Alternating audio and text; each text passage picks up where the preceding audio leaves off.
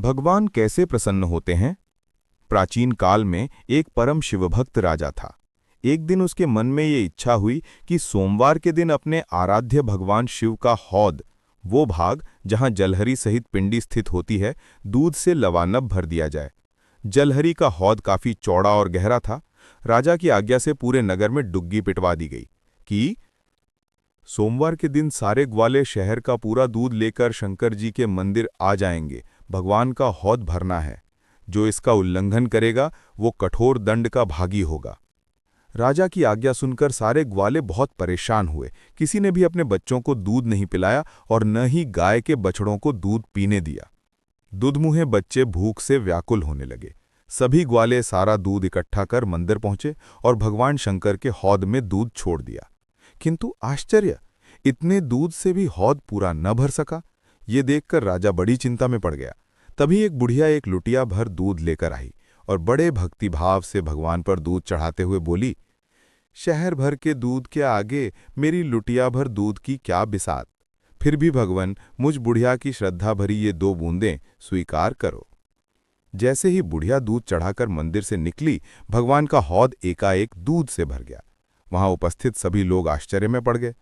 राजा के पास खबर पहुंची तो उसके भी आश्चर्य का ठिकाना न रहा।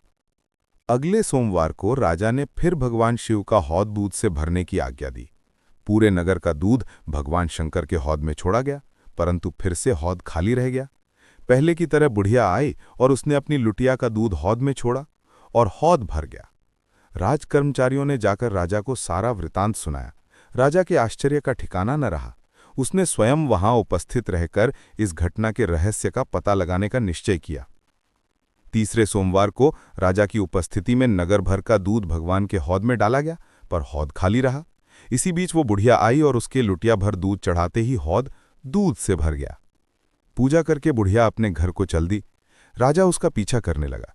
कुछ दूर जाने पर राजा ने बुढ़िया का हाथ पकड़ लिया। बुढ़िया भय से थर थर कांपने लगी। राजा ने उसे अभय देते हुए कहा, माई, मेरी एक जिज्ञासा शांत करो।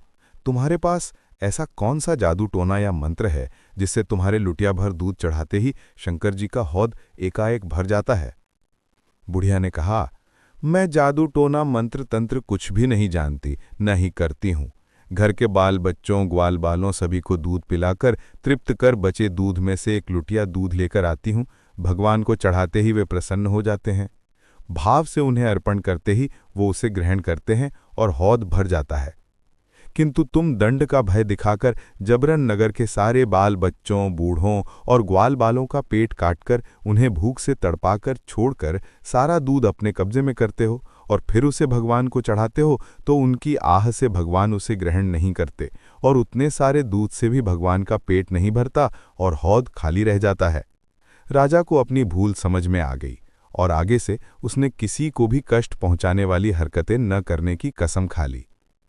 पूजन कर्म करते समय रखें इस बात का ध्यान, मेरे पास जो कुछ है वो सब उस परमात्मा का ही है। मुझे तो केवल निमित्त बनकर उनकी दी हुई शक्ति से उनका पूजन करना है। इस भाव से जो कुछ किया जाए वो सब का सब परमात्मा का पूजन हो जाता है। इसके विपरीत मनुष्य जिन वस्तुओं को अपना मानकर भगवान का पूजन करता है, वे अपवित्र भावना के कारण पूजन से वंचित रह जाते हैं।